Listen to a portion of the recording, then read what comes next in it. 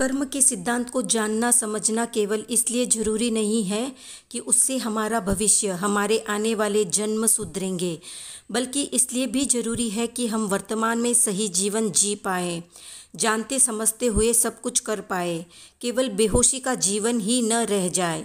इसलिए हर एक व्यक्ति को होश में रहने के लिए कर्म का बारीकी से अध्ययन करना जरूरी है। जब हम होश में रहते हैं, अवेयर रहते हैं, जागरूक रहते हैं, तो हमें अच्छे से पता चलता है हम कहाँ क्या गलत कर रहे हैं। जानने के बाद हो सकता है हम दोबारा वही गलती न करें, पर जब हम बेहोशी में रहते हैं तो एक ही गलती को कई बार दोहराते हैं, कई ठोकरें खाते हैं, फिर भी संभल नहीं पाते। जिनका वर्तमान या प्रेजेंट जीवन अच्छा नहीं है, फिर कैसे उनका आने वाला जन्म अच्छा हो जाएगा। आने वाला जन्म इस बात पर निर्भर करता है कि आपका अभी का वर्तमान का जीवन कैसा है। अभी आप क्या कर रहे हैं, अभी कैसे जी रहे हैं, अभी जीवन किस ऊंचाई पर है। क्या जीवन में नैतिकता है, संयम है, सही समझ है, धर्म कर्म को सही से जानते भी है, समझते भी है, या 2-4 क्रियाकांड या कर्मकांड करके या फिर 5-10 माला फेर कर, कुछ एक नियम धारण कर, पूजा पाठ यज्ञ हवन करके व्यक्ति को लगता है कि उसका स्वर्ग पक्का है। नियमित रूप से पूजा पाठ कर्मकांड आपको मुक्ति नहीं देगा। मुक्ति मिलती है जब आप समझ जाते हैं जैसा मैं हूँ वैसे ही सब है, जैसा मुझे दुख होता है वैसा ही सबको होता है। इसलिए मेरा कोई भी आचरण ऐसा न हो जिससे छोटे से छोटा व बड़े से बड़ा जीव को शारीरिक, मानसिक व भावनात्मक कष्ट पहुँचे। जब ये बात अच्छे से समझ आने लगती है तब जीवन में संयम उतरता है। आप अपने आप को समेटने लगते हैं, कर्म कांडों से हटकर भीतर में आत्मा की तरफ प्रवेश करने लगते हैं।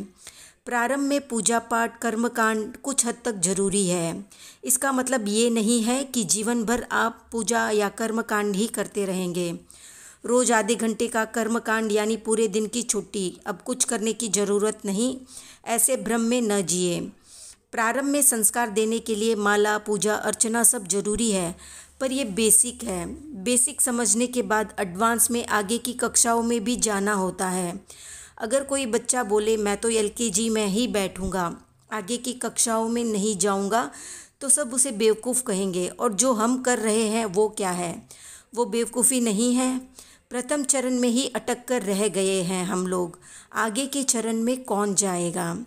बाहरी पूजा पाठ से अंदर की पूजा पाठ की ओर प्रस्थान कब होगा। आंतरिक पूजा के लिए अष्टांग योग, यम नियम, आसन प्राणायाम, प्रत्याहार, धारणा, ध्यान, समाधि में हम कब लगेंगे।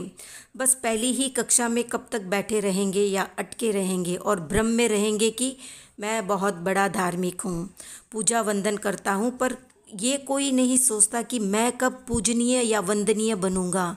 क्योंकि जैन दर्शन आत्मा से परमात्मा बनने की बात करता है। आत्मा ही अपने पुरुषार्थ से परमात्मा बनती है, तो बाहरी चीज़ों में ही उलझे रह गए तो भीतर में प्रवेश कब होगा, भीतर की पूजा कब होगी या भाव पूजा कब होगी। कई तो डर के मारे भी पूजा पाठ कर लेते हैं कि नहीं किया तो देवता नाराज हो जाएंगे। देव उनसे प्रसन्न रहते हैं जो पूजा पाठ न करके भी अपने जीवन में संयमित है, विवेकी है, नैतिक है, मन वचन वाणी का संयम करते हैं। जो पूजा करने का जो विधान बनाया गया है उसके मूल को समझे। बाहरी पूजा से आत्म पूजा, भीतर की पूजा में प्रवेश करना, तभी सिद्धि मुक्ति नज़दीक आएगी। आप तीर्थंकरों को देख ले, उन्होंने बाहरी पूजा से ज़्यादा आंतरिक पूजा को महत्व दिया। आंतरिक पूजा यानी अपनी कमजोरियों पर वार करना, उन सब चीज़ों से दूर हो जाना जो आपको आत्मा से दूर ले जाती है, और उन चीज़ों के नज़दीक आ जाना जो आपको आत्मा के नज़दीक लाती है।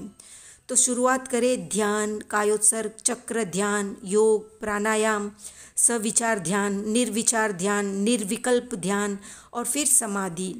अब ये सब हम क्यों नहीं करते, क्योंकि इनमें हमारी मेहनत लगती है, मन को कंट्रोल करना पड़ता है, एक आसन में बैठे रहना पड़ता है, महीनों के ध्यान के बाद कुछ फल मिलता है। इसलिए हम इनमें जाते ही नहीं, हम जाते हैं उनमें जो आसान है, जिसमें कुछ खास करना नहीं पड़ता, न मन को कंट्रोल करना पड़ता है और न शरीर को। बस पूजा किया, कर्मकांड किया और सारे काम समाप्त। इसलिए जीवन भर हम मृत्यु से, परलोक से डरते हैं। क्रियाकांड करने के बाद भी जो एक डर है वो इसी कारण से आता है क्योंकि जो हमें करना चाहिए था वो हमने किया नहीं। आत्मा को जानना चाहिए था, वो हमने जाना नहीं, समझा नहीं, पहचाना नहीं, इसीलिए वो डर अभी भी बाकी है।